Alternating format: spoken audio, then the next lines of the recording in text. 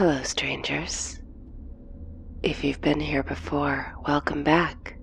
If you're new here, welcome. We have another true, scary story. This one being story 198. This story took place at yet another one of those family reunions that brought my family together from all corners of the globe. Relatives that I was only dimly aware of due to their birthdays being marked on the calendar Mom kept by the landline in the kitchen.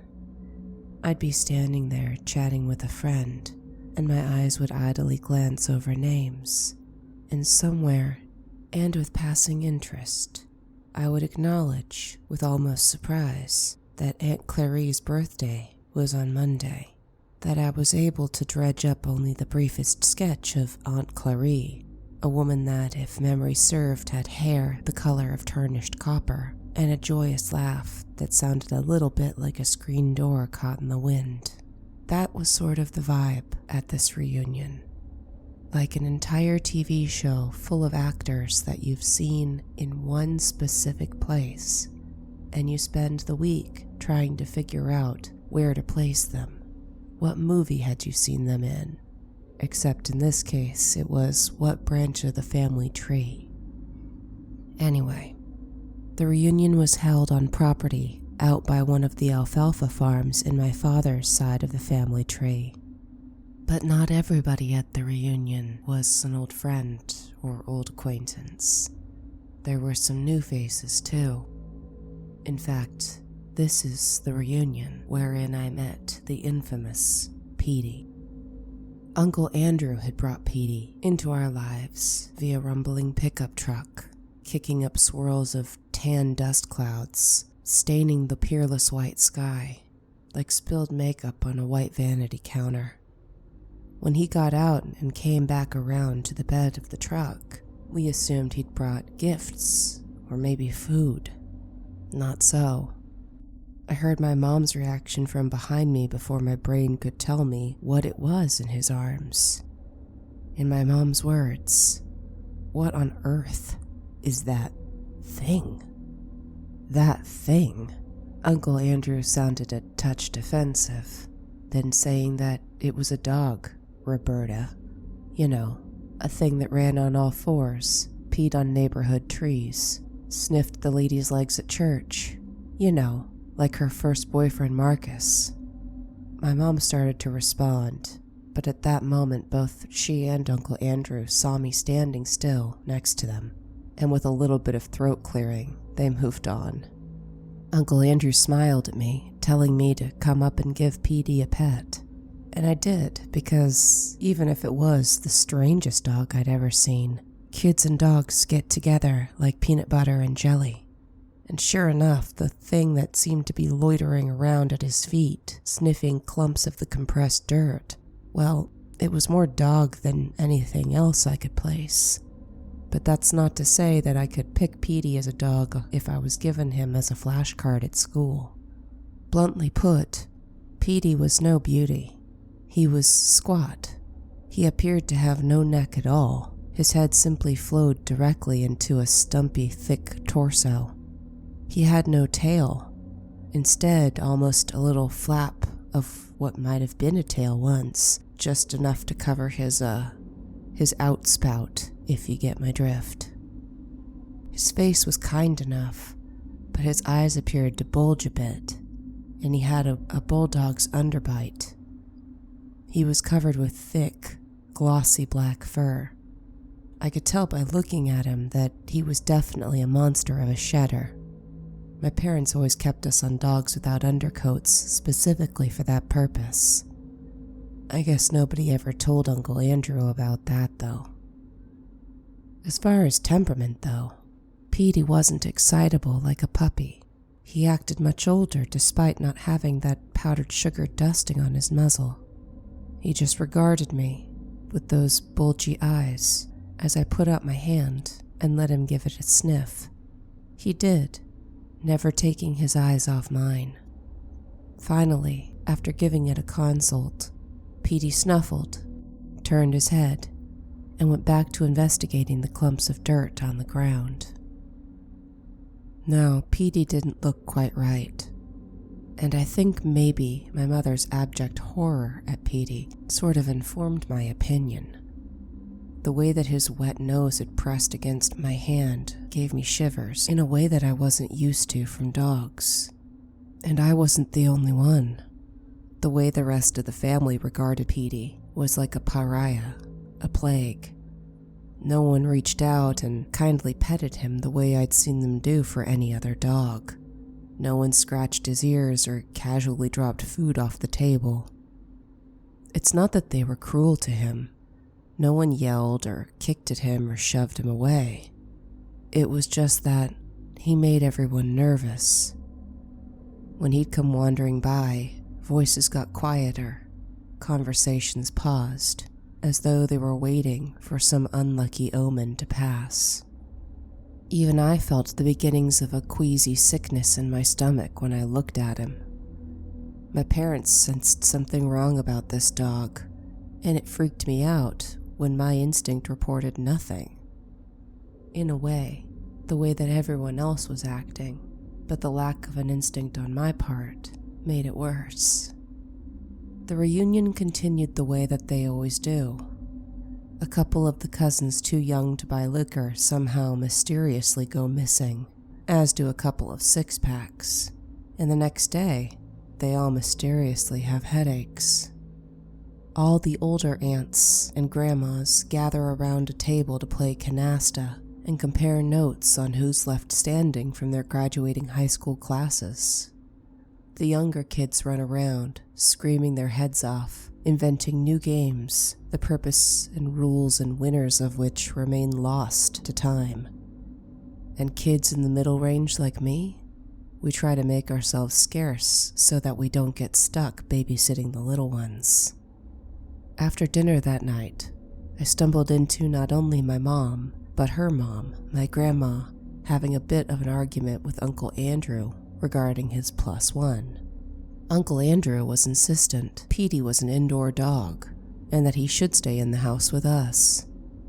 Both my mom and grandma believed that such an evil creature would be better suited in the barn. As for Petey, who simply stood between them, bending over occasionally to lick between one of his toes, and not exactly winning anyone over with this etiquette, well, he didn't seem to care much at all. Uncle Andrew finally consented, and they took Petey out to the barn. I expected at this point to hear Petey bark or make some kind of sound, especially if he was used to sleeping indoors with Uncle Andrew. And yet, Petey didn't make a sound. I'd never met a dog that didn't make a single yip or bark or yarp. It added to that unsettling feeling I had about the dog. The next day of the reunion was basically the same as the first. I tried to stay out of people's way as much as I could, both on the purposes of not having my cheeks pinched off by some great aunt, or being tasked with babysitting the super little kids, and pressed into service of their arcane and mysterious games. Instead, I ended up trotting out to the fields, slapping absent-mindedly at mosquitoes as I went. But as I went, I heard a rhythm from behind me, a footfall. I turned around and jumped. Petey was behind me. Petey was following me. His little stump still wasn't wagging. His posture was devoid of any excitement at all. He simply regarded me with his pop-out eyes, and the further I walked down the road, the further he followed me, not making a sound, save the occasional clotted air movement through his peculiar, dainty little nostrils. If I stopped, he stopped. If I continued, he continued. I finally turned and looked at him, dead in the eyes, thinking if I faced my fear, it wouldn't be so bad at all. But it was worse. The underbite and the bug eyes and the lack of a neck probably make Petey sound pretty goofy, but there was nothing goofy about the way he looked back at me. His eyes looked almost human, like there was some dark intelligence darting around in there.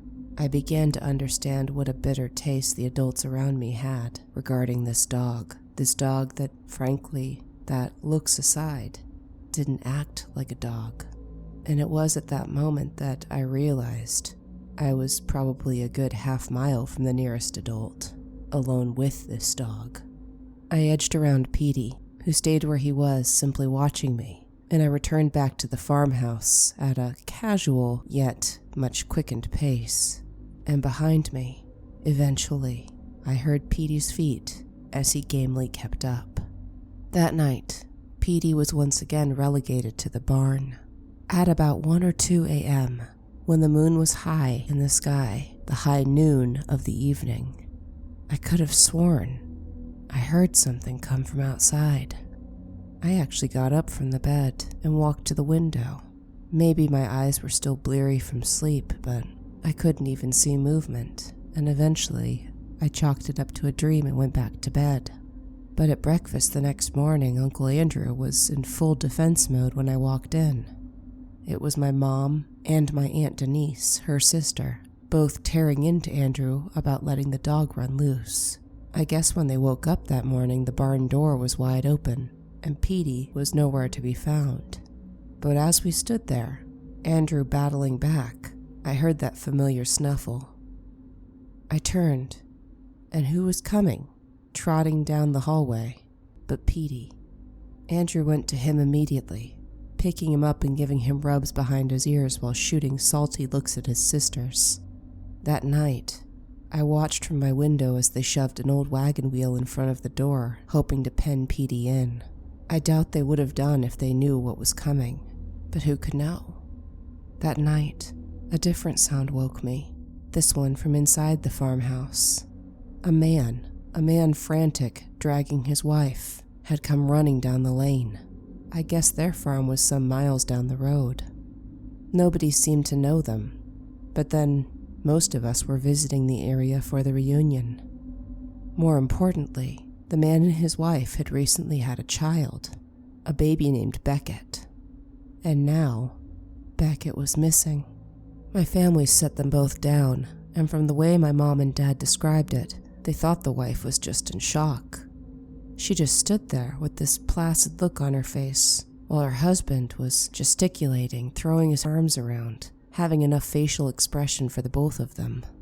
Meanwhile, his wife just looked around the house, saying yes, no, thank you, and please to things like the offer of coffee. As my father told me later, the man was insistent that we go out and help. He believed that somehow the baby had crawled out of their house, even when my mother insisted that there was no way a baby, maybe a month old, could manage to crawl. Meanwhile, Dad said, my mom kept keying in on the woman. Something in her calmness seemed almost delusional. Finally, she leaned forward and, using her nicest let's be best friends lady voice, she offered condolences to the woman and assured her that they would find her baby, that the baby would be safe.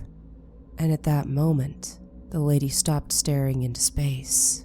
She looked up to my mother, and a beautiful smile stretched her features as she said, yes, of course, the baby is safe. It can't be hurt anymore. A pause. A pin could have dropped and made an audible sound. Her husband turned to her, asked her to repeat it, and she turned that dead-eyed gaze onto him and said yes. Where the baby was now, nothing more could ever hurt Beckett again. And then that smile widened, seeming to erode the corners of her mouth to make more room for it, rotting her features until all that was there was that dead-eyed grin. My dad says that after that, the horror dawned on everyone, seeming to crash on the man's face as he looked at his wife. Like a shared mental model, the picture of this woman, a kindly, adoring mother, holding a sweet baby in her arms, pressing a fingertip against its cheek, and then chucking it out a window. It was too much to bear. The man was yelling at his wife, asking her over and over again what she meant, even as the reality, the horror of it all had dawned upon him. Then he began to shake her by the arms until one of my uncles intervened. My mom and dad didn't know what to do at all, my mom finally breaking to go call the police. I saw none of this, though. I was too busy with my own panic attack in my room. For you see, while the pandemonium out in the main part of the house had woken me, I hadn't come down the hall to investigate. I was merely sat up in bed when I heard a familiar snuffle come from outside the window. I got up and walked to the window, and steeling myself, I looked down. And there, standing atop a hillock that brought him near eye level with me, was Petey. But Petey had something in his mouth, a white plastic grocery bag. I looked at Petey, and Petey regarded me. He still freaked me out some, but hearing the crash and the raised voices from the main part of the house, I was inwardly groaning. The last thing we needed was another reason to agitate my parents, and Petey having escaped from the barn was just the thing to piss them off further. What could I do? Quietly, I popped open the window and shoved aside the rusty screen. I reached out into the dark to find Petey and drag him up into my room. I figured I could hide him in my room and then sneak Petey back into the barn. One less problem. He may have been an ugly old thing, and I might have been scared of him, but at that moment, I was far more scared of my parents. But as I pulled him up, I realized that what he had in his mouth, what had made his little snuffling sound clotted, it wasn't a scrap of a plastic bag at all. It was a full grocery bag, and it had some weight to it. As I brought him into my room, I felt it shift against me. I near dropped him, but Petey caught himself. My heart began to hammer as I scooted back on my butt away from Petey, eyes on that white bag. I used the heels of my feet to kick myself across the room, staring at it, begging it to be empty, or maybe hold something inert, something that gravity or inertia had sent moving against me. But no. And as I stared at it, it moved. My mind began to swirl with the possibilities, the first and most obvious being it had a snake in it. How had Petey gotten a snake into the bag? Why would he bring it? No, that didn't matter. What mattered was getting it the hell out of my room. Gingerly, I began to reach back towards Petey, hoping to knock the bag out of his odd, choppy mouth, and then figure out what to do with it. But just as my fingers brushed the white plastic, all of a sudden, from the bag, came a cry.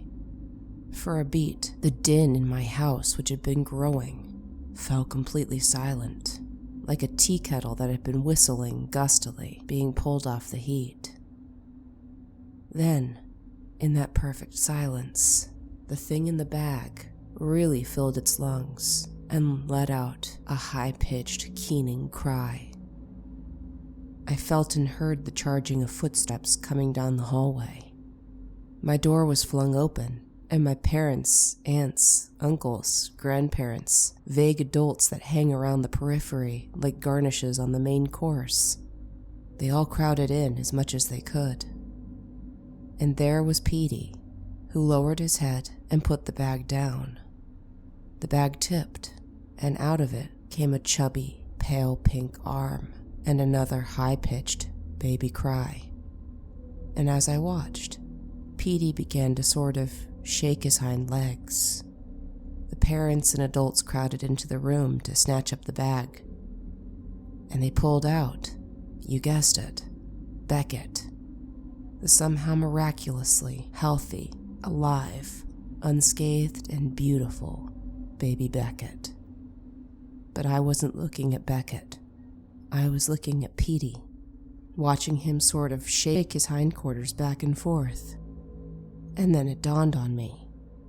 Petey, unlike other dogs, didn't wag his tail, not because there was something wrong with him, not because he didn't want to, but simply because Petey didn't have enough of a tail to wag. And as I watched, he compensated with his entire back half. Watching him shake his rump sent me laughing in delight, my own sound mixing in with the relieved, slightly unhinged laughter and sound of my family as they scooped up and carried aloft a miraculously unharmed baby. And thus, Petey was adopted into the family lore, that sort of verbal testimony that gets dug up at every reunion, wedding, funeral. Sometimes cobwebs obscure the details. Sometimes somebody brings in a memory that seasons the pot in a way it hadn't been seasoned before. But the best I can tell you after years of hearing the story of Petey is that somehow he was escaping from the barn. Nobody knew how Petey did it, nor does anyone know how or why Petey happened to walk the 4 miles down the road that night and be there just in time to watch a window open and a mother's long arms holding a baby in a plastic grocery bag extend out from the window of the second story of that farmhouse. But, as odd as he looked, Petey was a dog. And if there's one assignment all dogs understand, it was catch. He caught the baby. No one could figure out how the baby remained completely unharmed, but then again, it was that same doggy instinct. Once he caught the baby, it was obviously time to return it. And so he'd simply turned right back around, and with the baby swinging from his mouth, he had trotted the 4 miles back to the farmhouse. And with the house in such a ruckus, Petey had simply gone around until he found the window that seemed a little quieter, and then snuffled to be let into the house. As the man and his wife weren't part of our family, their details are devoid a lot of the embroidery and personality. Simply put, we assumed that the woman had postpartum depression, and from what we heard from the family relative that owned that alfalfa farm, she did get help. As far as any of us know, the baby is fine and healthy, although certainly not a baby anymore. In my mind, though, Beckett is fixed in time, perpetually the third most beautiful thing I saw that night. Trumped, of course, by the look on my Uncle Andrew's face. The beauty of a man's face when he gets to tell practically his entire family, "I told you so," would be the second.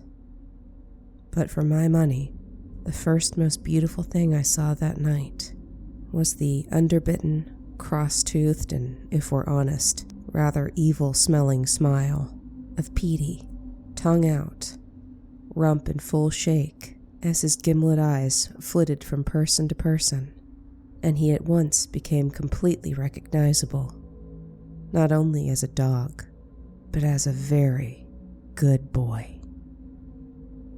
I think it says something for the inexplicable magic and wonder of dogs, that even the most unattractive on paper, well, they're still the cutest, goodest boys and girls. If you liked the story, have something to say, or want more, please feel free to make use of the like, comment, and subscribe features. But I'm just really happy you stopped by to share this story with me today.